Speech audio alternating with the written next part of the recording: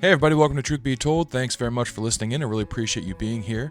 Today, I just want to hold a little bit of a conversation with you. I realize it's a little bit one-sided because we're not doing like a live chat or anything like that, but feel free to comment below. I would love to engage in discussion about this with you, especially because I'm not entirely sure that this is a widespread phenomenon, what we're going to be talking about today. But it is something that I've experienced, and so it's something I'd like to address, not only to clear the air of truth be told and how I've conducted this channel, but also just to kind of get us to think a little more critically about this topic that I think does sometimes stand in the way of good communication between people that think differently on this topic.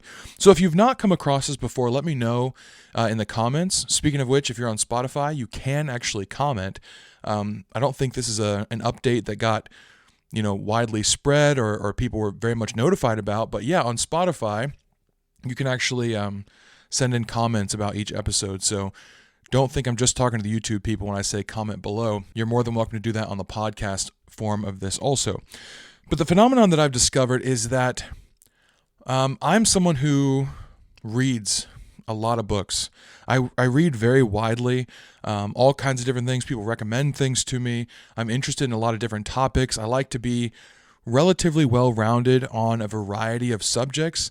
And throughout the course of my reading, I've read some books that are wonderful, some books that I didn't enjoy so much, some books that I just was entertained by, and some books that really added to me as a person and what I understand and my worldview.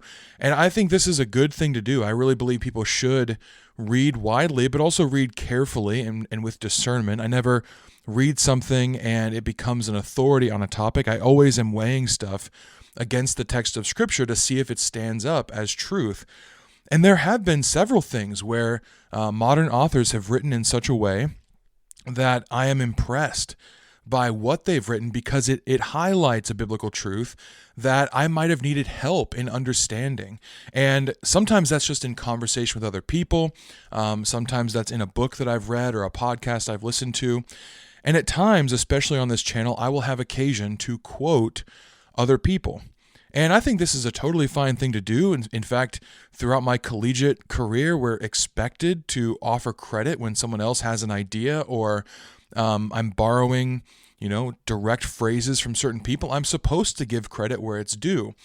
However, a problem arises in certain people's minds where there's a question as to how much of what I quote I am directly affirming or supporting. So for example, let's say I read a book and I found it really interesting and there was a chapter in it that was incredible on a certain topic, and I want to quote this because I think it's valuable in helping people to understand a certain subject. But then later in the book, it asserts something that I don't believe in. Do I, as the quoter, have a responsibility to, itemize all the information I'm quoting and share which portions I do and don't affirm? I think it's a younger generation's mindset, and I don't want to paint with too broad a brush here because I'm sure this is not universally true, but I believe it's a younger person's mindset to say, no, we don't really need to, go through and split hairs on every little word or phrase or chapter or idea or subject within a quoted work that we agree with or affirm. It goes without saying that if you're quoting something, you are quoting that piece of information, not necessarily the entire body of work or not, affirming the entire character of a certain person. And I think on one level, everybody kind of agrees with this, no matter what side of the aisle you're on in this discussion. Even if you're someone who does get a little, the hairs start to raise on the back of your neck because you're just like, yeah, that does make me a little uncomfortable when I hear someone quoting a source that I don't particularly like, or from an author who I really think is very harmful in some of his other works. I understand the concern here, and I would exercise caution for anybody who wants to quote things to say, definitely check your sources and make sure that you are not utilizing just the one quote from them that might be worthwhile, but then someone else looking into the rest of their work. If you quote somebody and they said, I hope you have a nice day. And you quote that, but every other thing they write is horrible and racist and vulgar and evil and just against God and people. Well, then maybe you do need to vet your sources a little bit more carefully. However, if you are someone who, is expecting that a person quoting something is going to, stand by every single word that an author has written or every single thing that an author has done in his or her life, I think this is also a little bit unreasonable. So we both need to come to the table and make sure we're being responsible in how we are quoting things and also in how we're receiving quotations that other people are offering up. And the reason that I think this is so important is because, for one, we all do this, and so I want us to be consistent. For example, if you go to services and your pastor quotes a commentary, we know that the pastor is simply trying to convey clarity of truth about a biblical topic based on what others in history have deemed about this section. And so they're drawing on other wisdom in order to affirm that other wise minds have considered this and seen it the same way. So they're offering it as support for a biblical truth, not in place of a biblical truth. But at no point should we listen to that pastor and say, this means that everything within the commentary is something that he agrees with. This is not true. And I think this is an example that we can all relate to. It's something we've all, as Christians, experienced before. And yet something we would say, well, of course, I'm not going to think that he supports the entire commentary. That's kind of ridiculous to think.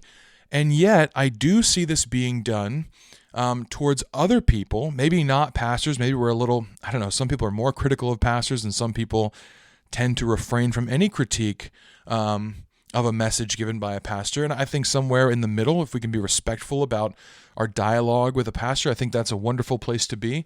I feel very fortunate in my own congregation to have that experience. My pastor is really, really great. I mean, he delivers great messages, but he also offers up time for discussion after the message nearly every time he speaks, and always welcomes discussion one-on-one or in smaller groups. And I really love that because I think it's respectful of him, and he's inviting us to be respectful towards him.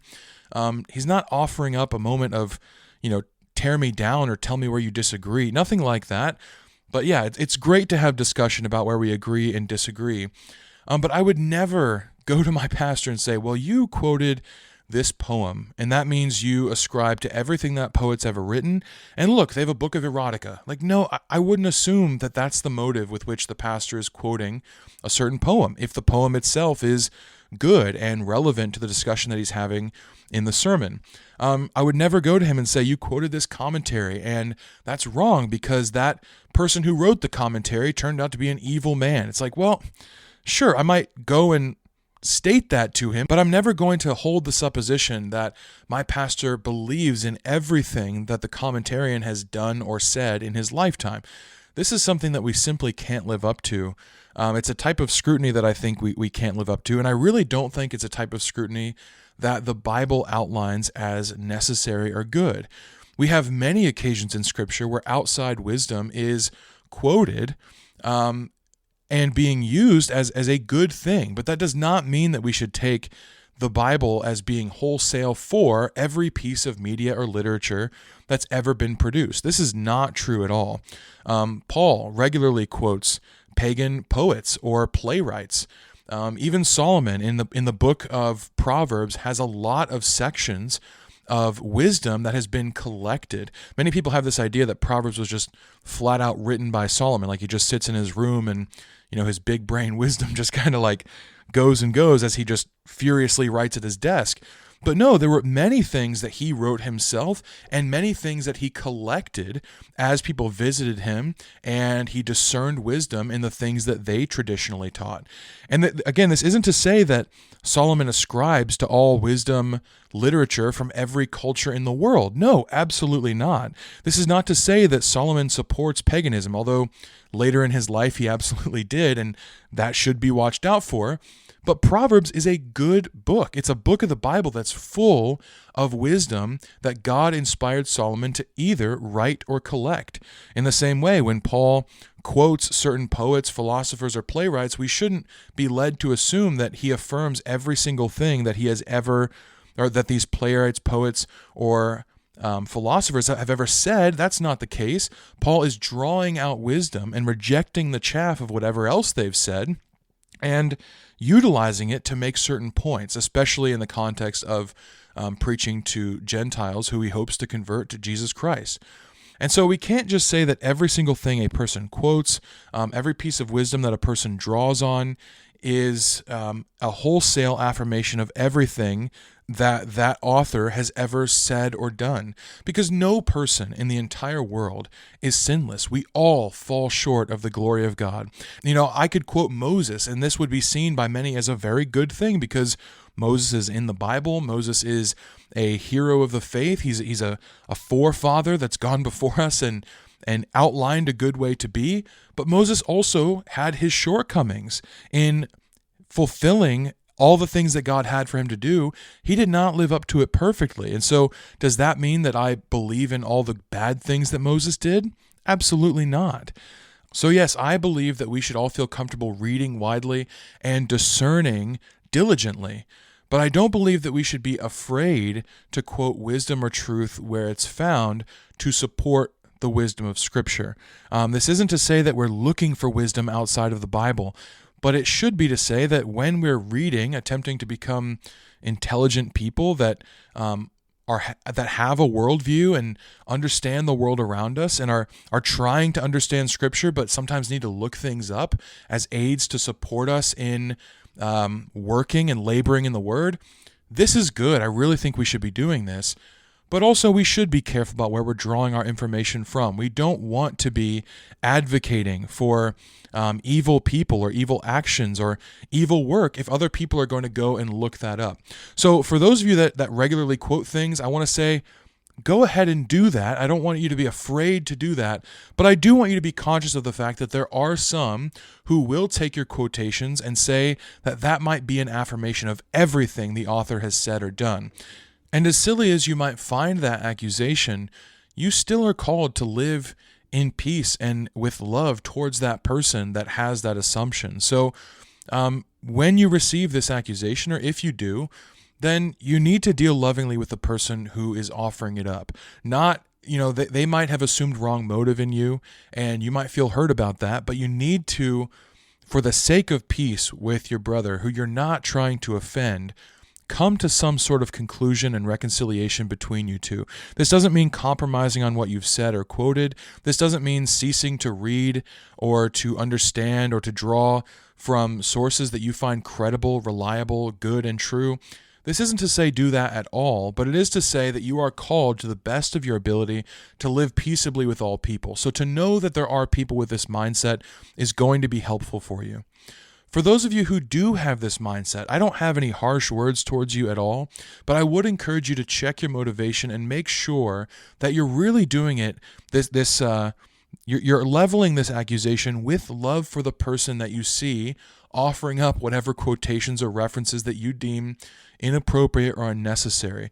I think that it's okay, to come to a person and say, hey, you quoted this, but I'm not sure that that's a right thing to do, or I'm not sure that that's best practice because this author represents these standards that you don't live by, or this author has also said these things, and then leave it to that person to discern, whether they believe they're appropriate or not. Maybe they have a response that you haven't considered yourself. So in this, my main goal in this message is not to condemn anybody, whether it's those of you who are reading widely and quoting sources, or those of you who get nervous about sources being quoted because you see them as a wholesale affirmation of the author. My admonition for both parties is to say, try to treat each other as much as possible with love and understanding. Try to hear the person accusing you and say, maybe they're doing this for my benefit. Maybe they see this as for my own good. Let me hear what they have to say. And On the other side, treat the person you're admonishing in love. Treat that person as if you really want the best for them and you want to see them do good things. And I think if we approach each other in this way, then those with concerns about the given material and those without concerns about the given material will be able to sharpen each other better. And this is what I want to see when we disagree with each other. It's totally okay to disagree. It's totally okay to have different views on what should and shouldn't be done as it relates to quoting sources. But we do need to have the humility to say, there might be a perspective that I'm not considering in this.